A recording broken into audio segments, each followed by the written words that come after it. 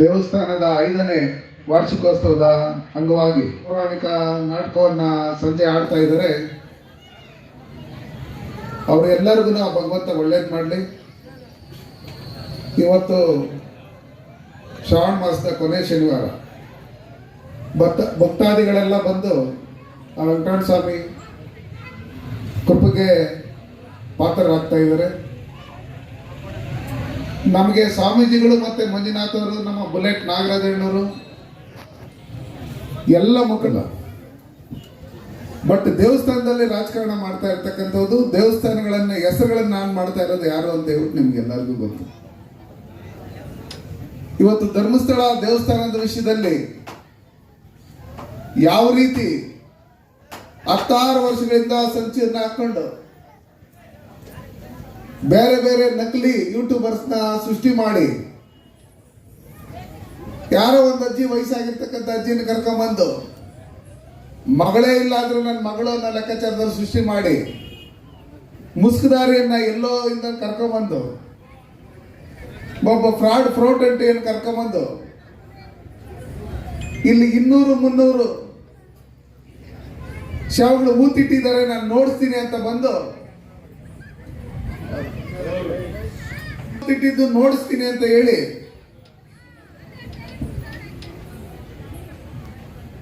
ಈ ಸರ್ಕಾರ ಅದಕ್ಕೆ ಅನುಮತಿ ಕೊಡೋಕೆ ಮೊದಲು ಯೋಚನೆ ಮಾಡಬೇಕಾಗಿತ್ತು. ಧರ್ಮಸ್ಥಳ ಅಂದ್ರೆ ಇಡೀ ಪ್ರಪಂಚದಲ್ಲಿ ಎಲ್ಲರಿಗೂ ಭಕ್ತಿ, ಎಲ್ಲರಿಗೂ ಒಳ್ಳೆ ಮಾಡಿರ್ತಕ್ಕಂಥ ಮಂಜುನಾಥ ಸ್ವಾಮಿ ದೇವಸ್ಥಾನಕ್ಕೆ ಹೋಗಿ ನಾವು ಪೊಲೀಸರನ್ನು ಕರ್ಕೊಂಡು ಅಲ್ಲಿ ಅನಿಸ್ಬೇಕಂದ್ರೆ ಯಾವ ರೀತಿ ಧರ್ಮದರ್ಶಿಗಳಿದ್ದಾರೆ, ಯಾವ ತರ ಧರ್ಮಸ್ಥಳ ನಡೀತಾ ಇದೆ, ಪ್ರತಿದಿನ ಲಕ್ಷಾಂತರ ಜನ ಅಲ್ಲಿ ಅನ್ನದಾನ ಹೋಗ್ತಾರೆ, ಭಕ್ತರು ಹೋಗ್ತಾರೆ. ನಮ್ಮ ಕೋಲಾರ ಜಿಲ್ಲೆಯಲ್ಲೆಲ್ಲ ಬೇರೆ ಬೇರೆ ಜಿಲ್ಲೆಗಳಲ್ಲೂ ಅವ್ರು ಬೆಳೆದಿರ್ತಕ್ಕಂಥ ಬೆಳೆಗಳಲ್ಲಿ ಇದು ಧರ್ಮಸ್ಥಳದ ಪಾಲು ಅಂತೇಳಿ ಎತ್ತಿಡ್ತಾರೆ.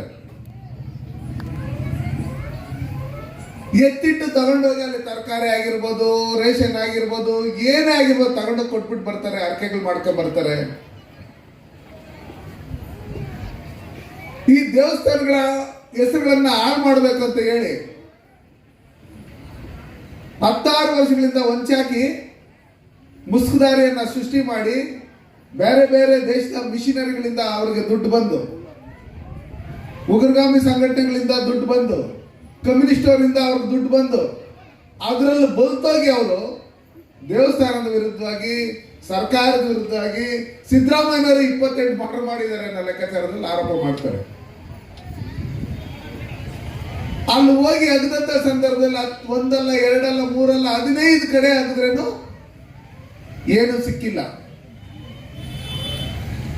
ಅದನ್ನ ಮೊದಲೇ ಯೋಚನೆ ಮಾಡಬೇಕಾಗಿತ್ತು. ನೋಡ್ರಿ, ಧರ್ಮಸ್ಥಳದ ವಿಷಯದಲ್ಲಿ ಹಂಗೆಲ್ಲ ಹೋಗ್ಬೇಡಿ ಅಂತ ಹೇಳಿ ಹೇಳಿದ್ರೆ SIT ಹೋಗ್ತಾ ಇರಲ್ಲ, ಮತ್ತೊಂದು ಹೋಗ್ತಾ ಇರಲ್ಲ. ಆದ್ರೆ ನಮ್ ಜನ ಏನ್ ಮಾಡಿದ್ರು, ಏನಪ್ಪ ದಿನ ಧರ್ಮಸ್ಥಳದ ಬಗ್ಗೆ ಹಂಗೆ ಹೇಳ್ತಾರೆ, ಇದ್ರೂ ಇರ್ಬೋದೇನೋ ಅನ್ನೋ ಲೆಕ್ಕಾಚಾರದಲ್ಲಿ ಕಾಯ್ತಾ ಇದ್ರು ಸುಮಾರು ಜನ. ಅದಕ್ಕೆ ಕಣ್ಣಲ್ಲಿ ನೋಡಿದ್ರೇನು ನಾವು ಏನೇನು ಸರಿನೋ ತಪ್ಪ ಅಂತ ಹೇಳಿ ನಾವು ಅದನ್ನ ಸರಿಯಾಗಿ ಅರ್ಥ ಮಾಡ್ಕೊಳ್ಳೋವರೆಗೂ ಅದ್ರ ಬಗ್ಗೆ ಏನು ಡಿಸೈಡ್ ತಗೊಂಡ್ಕೊಡ್ತು. ಇವತ್ತು ಎಲ್ಲ ನಕಲಿ ಅಂತ ಗೊತ್ತಾಗಿ ಆ ತಿಮುರುಡಿನೂ ಅರೆಸ್ಟ್ ಮಾಡಿ, ಆ ಸಮೀರ್ನೂ ಅರೆಸ್ಟ್ ಮಾಡೋದಕ್ಕೆ ಹೋದಂತ ಸಂದರ್ಭದಲ್ಲಿ ತಪ್ಪಿಸ್ಕೊಂಡು ಹೋಗಿದ್ದಾರೆ. ಇನ್ನೂ ಆ ಗಿರೀಶ್ ಮಟ್ಟಣ್ಣ ಇರ್ಬೋದು, ಇನ್ನೊಬ್ರು ಇರ್ಬೋದು, ಮತ್ತೊಬ್ರು ಇರ್ಬೋದು, ಇವರೆಲ್ಲ ಗೊತ್ತು. ಇಲಾಖೆಯಲ್ಲಿ ಇದ್ದವರು, ಬೇರೆ ಬೇರೆಯವ್ರಿಗೆ ಮಸಿ ಬಳಿಯಕ್ಕೆ ಹೋದಂಥವ್ರು, ಅಲ್ಲಿ ದುಡ್ಡು ಜಾಸ್ತಿ ಮಾಡೋಕ್ಕಾಗಲ್ಲ, ಸರಿಯಾಗಿ ಸುಲಭವಾದಂಥ ರೀತಿಯಲ್ಲಿ ಎಲ್ಲಿಂದ ದುಡ್ಡು ಬರುತ್ತೆ ಅಂತ ಹೇಳಿ ತಿಳ್ಕೊಂಡು ಲಾಸ್ಟ್ಗೆ ಈ ಧರ್ಮದ ವಿರುದ್ಧವಾಗಿರ್ತಕ್ಕಂಥವ್ರು ಯಾರು, ಧರ್ಮಸ್ಥಳದ ಹೆಸರು ಹಾಳು ಮಾಡ್ಬೇಕಾದ್ರೆ ನಾನು ಯಾರ ಜೊತೆಲಿ ಸೇರ್ಕೋಬೇಕು ಅಂತ ಹೇಳಿ ಸೇರ್ಕೊಂಡು ಇವತ್ತು ದುಡ್ಡು ಮಾಡಿರ್ಬೋದು. ಇವತ್ತು ಇಡೀ ರಾಷ್ಟ್ರದಲ್ಲಿ ಅವ್ರನ್ನ ತೂಚಿ ಅಂತ ಉಗಿತಾ ಇರ್ತಕ್ಕಂಥದ್ದನ್ನ ನೀವು ನೋಡಿದ್ದೀರಿ. ಅದಕ್ಕೆ ಬಂಧುಗಳೇ, ಸ್ಥಳೀಯವಾಗಿ ಸ್ವಾಮೀಜಿಗಳ ಬಗ್ಗೆ ಹಲವಾರು ಅಪಪ್ರಚಾರಗಳನ್ನ ಮಾಡಿರ್ತಕ್ಕಂಥದ್ದನ್ನ ನೀವು ಕೇಳಿದ್ದೀರಿ. ನಾವು ಮನೆಯಲ್ಲಿ ಒಂದು ಒಳ್ಳೆ ಫೋಟೋ ತಗೊಂಡೋಗ್ಬೇಕಾದ್ರೂ ಎಷ್ಟು ಸಲ ಟ್ರೈ ಮಾಡಿರ್ತೀರಿ ಒಳ್ಳೆ ಫೋಟೋ ಹುಡುಕಕ್ಕೆ. ಎಷ್ಟೋ ಜನದ ಹತ್ರ ಹಣ ಇರುತ್ತೆ, ಅದನ್ನ ಸೇವೆ ಮಾಡಬೇಕು, ದಾನ ಮಾಡಬೇಕು, ಒಂದು ದೇವಸ್ಥಾನ ಕಟ್ಟಬೇಕು ಅನ್ನೋ ಲೆಕ್ಕಾಚಾರದಲ್ಲಿ ಇರಲ್ಲ. ಹೋಗೋವಾಗ ಏನು ಎತ್ತಾಕಟ್ತಾರೆ.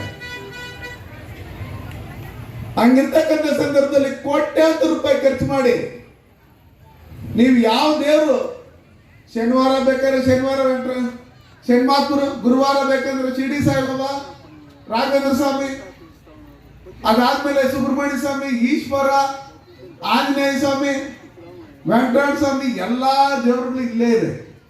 ನೀವು ಬಂದು ದರ್ಶನ ಮಾಡ್ಕೊಂಡು ಹೋಗ್ಬೋದು. ಇಷ್ಟೆಲ್ಲ ಕೋಟ್ಯಾಂತರ ರೂಪಾಯಿ ಖರ್ಚು ಮಾಡಿ ದೇವಸ್ಥಾನಗಳು ಮಾಡಿ ಇದ್ರಲ್ಲಿ ಕಾಸು ಏನಾದ್ರು ತಗೊಂಡು ಏನಾದ್ರು ತಿನ್ಬೇಕು, ಅದರಿಂದ ಜೀವನ ಮಾಡ್ಬೇಕಂತ ಏನಾದ್ರು ಇದ್ದಾರ ಸ್ವಾಮೀಜಿಗಳು? ಕ್ಷೇತ್ರಕ್ಕೆ ಒಳ್ಳೇದಾಗ್ಬೇಕು, ನಮ್ಮ ಜನಕ್ಕೆ ಒಳ್ಳೇದಾಗ್ಬೇಕು, ನಮ್ಮ ಜನಗಳಲ್ಲಿ ಹಿಂದುತ್ವ ಅನ್ನೋದು ಮೈಗೂಡ್ಕೊಬೇಕು. ಹೋಗೋವಾಗ ಬರುವಾಗ ಈ ದೇವಸ್ಥಾನ ನೋಡ್ಕೊಂಡು ನಮಸ್ಕಾರ ಹಾಕೊಂಡು ಹೋಗ್ಬೇಕು. ನಮ್ಮ ಮಕ್ಕಳಿಗೂ ಆ ಸಂಸ್ಕೃತಿನ ಬೆಳೆಸ್ಬೇಕು. ಇಲ್ಲಿರ್ತಕ್ಕಂಥ ಎಲ್ಲ ದೇಶದಲ್ಲಿರ್ತಕ್ಕಂಥ ಹಿಂದೂಗಳಾಗ್ಲಿ, ಮುಸಲ್ಮಾನರಾಗ್ಲಿ, ಕ್ರೈಸ್ತರಾಗ್ಲಿ, ಕ್ರೈಸ್ತರು ಮುಸಲ್ಮಾನರೇನು ಇದರಿಂದ ಬಂದಿಲ್ಲ, ಲಂಡನ್ನಿಂದ ಬಂದಿಲ್ಲ, ಇಲ್ಲಾಂದ್ರೆ ದುಬೈಯಿಂದ ಬಂದಿಲ್ಲ. ಎಲ್ಲ ಇಲ್ಲಿರ್ತಕ್ಕಂಥವ್ರು ನಮ್ಮವರೇ ಕನ್ವರ್ಟ್ ಆಗಿರೋದು ಅಷ್ಟೇ.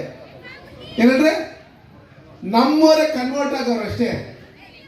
ಅವ್ರೂ ದಾರಿನಾಗ ಹೋಗುವಾಗ ದೇವಸ್ಥಾನ ಅಂತ ಕಾಣಿಸ್ದಾಗ ಅವ್ರೂ ಸ್ವಲ್ಪ ಗೌರವದಿಂದ ನಮಸ್ಕಾರ ಹಾಕಂತಾರೆ. ಯಾರ ಕೆಲವರು